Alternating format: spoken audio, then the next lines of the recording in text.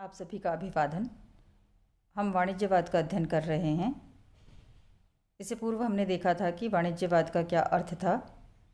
और यूरोपीय समाज के अंदर किस तरह से किन किन कारणों से वाणिज्यवाद का उदय हुआ था। वाणिज्यवाद की जो विचारधारा थी, यानी कि आर्थिक विचारधारा के क्षेत्र में, ये एक महान क्रांति थी जो यूरोप के देशों के अंदर लगभग 250 से लेकर 300 वर्षों तक विद्यमान रही थी और इसने यूरोप के जनजीवन के ऊपर हर क्षेत्र के अंदर हम देखते हैं कि काफ़ी है जो प्रभावित किया था और काफ़ी प्रभाव डाला था। इसने क्या क्या प्रभाव डाला था, वाणिज्यवाद के क्या क्या प्रभाव थे, आइए हम देखते हैं। सबसे पहला जो प्रभाव था वो था नगरों का विकास। हम देखते हैं कि इंग्लैंड है या फिर बाद में फ्रांस है और स्पेन है, इस तरह के जो है जो देश थे, वहाँ पर उन्होंने ना जो विदेशी कुशल शिल्पियों को अपने देश के अंदर आमंत्रित करके अपने ना जो शहर थे, जो बड़े बड़े शहर थे, उसके अंदर बसने के लिए प्रोत्साहित किया था। धीरे धीरे से ना जो मतलब ना जो व्यापारिक प्रतिष्ठानों के लिए नगरों का विकास किया गया और नगरों के अंदर हैं जो व्यापार को संचालित करने वाली जो अनेक जो संस्थान थे, जैसे कि जो बैंक हैं या फिर उद्योग के प्रशिक्षण केंद्र हैं, विभिन्न जो कंपनियां हैं, इनकी स्थापना है वो नगरों के अंदर होती है और नगरों का है वो समुचित विकास होता है। आगे हम देखते हैं जो अगला प्रभाव पड़ा था वो था मध्यम वर्ग का उदय। वाणिज्यिक क्रांति के फलस्वरूप जो मध्यम वर्ग के व्यक्तियों की संख्या है और उनका ना जो ताकत है उसमें काफ़ी वृद्धि हुई थी। उन्हें व्यापार और व्यवसाय द्वारा समृद्ध होने का, एक तरह से कह सकते हैं कि जो मध्यम वर्ग के लोग थे उनको एक ना जो स्वर्ण अवसर प्राप्त हुआ था। दूसरा हम देखते हैं कि धर्म सुधार ने भी मध्यम वर्ग की ना जो शक्ति है उसको बढ़ाया था।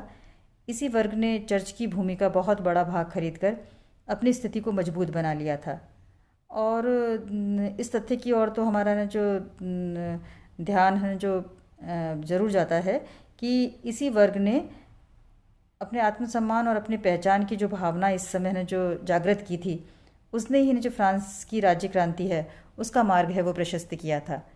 तो यहाँ पर हम देखते हैं कि व्यापार के कारण जिन लोगों के पास में धन इकट्ठा हुआ वो मध्य वर्ग के रूप के अंदर सामने आए। इनके पास में धन तो था किंतु उन्हें जो प्रशासनिक के जो अधिकार नहीं थे, तो इसलिए उन्होंने जो राजनीति में हस्तक्षेप है वो करना प्रारंभ कर दिया और समाज के ना जो स्वरूप है उसको बदलने के अंदर इस जो मध्य वर्ग है उसने काफ़ी बड़ी भूमिका है वो निभाई थी।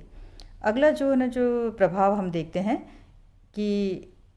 यूरोपीय समाज के अंदर क्या पड़ा था,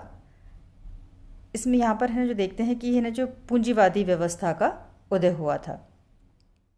तो यहाँ पर हम देखते हैं कि व्यापार में लगातार उन्नति ने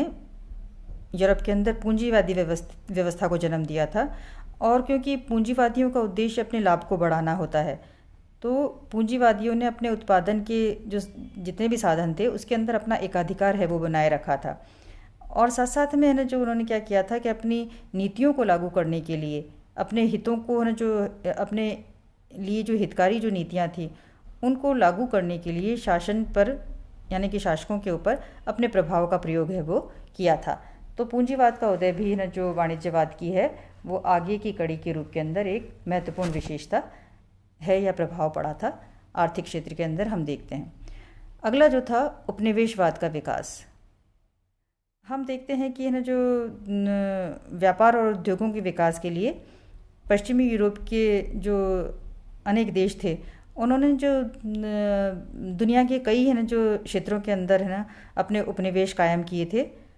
और इन उपनिवेशों को जो कायम करने के साथ साथ में ना जो ये कह सकते हैं कि इसका जो उद्देश्य था वो है जो अपने है ना जो देश के लिए लाभ कमाना था एक तरह से। तो इससे ना जो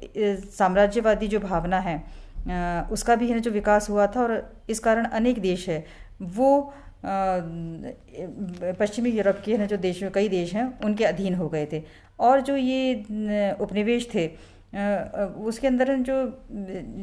ये देश थे इन्होंने विदेशी व्यापार को बढ़ाने और उसकी जो अनिश्चितताएं की आशंकाएं थी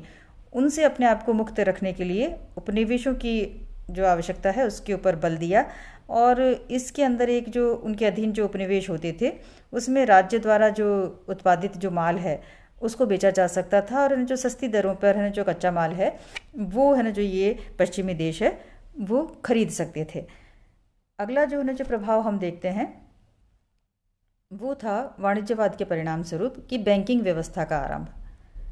हम देखते हैं कि है ना जो यहाँ पर है जो व्यापार और व्यवसाय को शुरू करने के लिए बहुत बड़ी है ना जो मात्रा के अंदर धन की आवश्यकता होती थी। और ये धन कहाँ से आए, जैसे पहले है ना जो शुरू के अंदर पहले है ना जो महाजनों के पास में है ना जो ये धन है वो है ना जो व्यक्ति लोग हैं वो लिया करते थे। लेकिन अभी है ना जो व्यापार और वाणिज्य है वो बहुत बड़े पैमाने पर होने लगे, तो धीरे धीरे जो महाजनों का स्थान है वो सरकारी बैंकों ने ले लिया। और ये व्यापार के लिए धन है जो देने वाले एक प्रमुख केंद्र के रूप में बैंक हैं वो सामने आते हैं। इसके बाद में देखते हैं अगला जो प्रभाव पड़ा था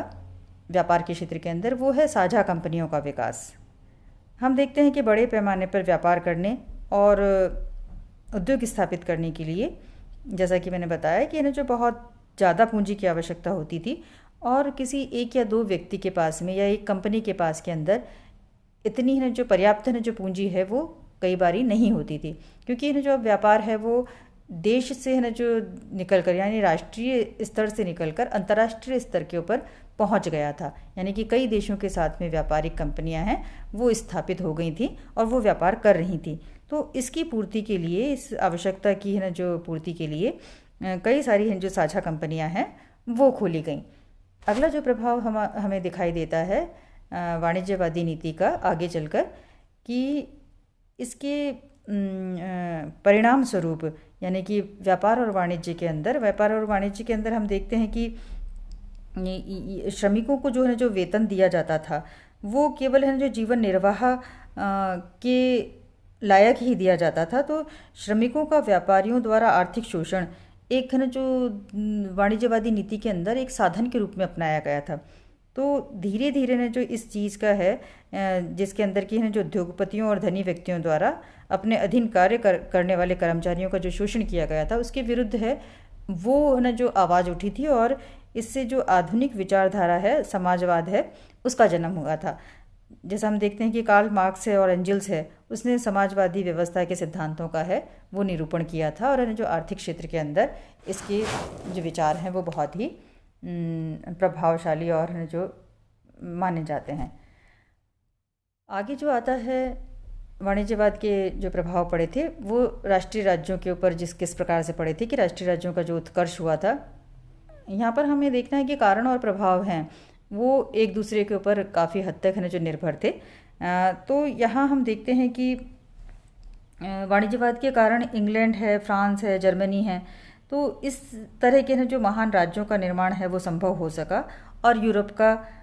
विस्तार हो पाया। वाणिज्यवादी नीति के परिणाम स्वरूप ही हम देखते हैं कि वैयक्तिक, स्थानीय, सांप्रदायिक या वर्गीय और क्षेत्रीय हितों के स्थान पर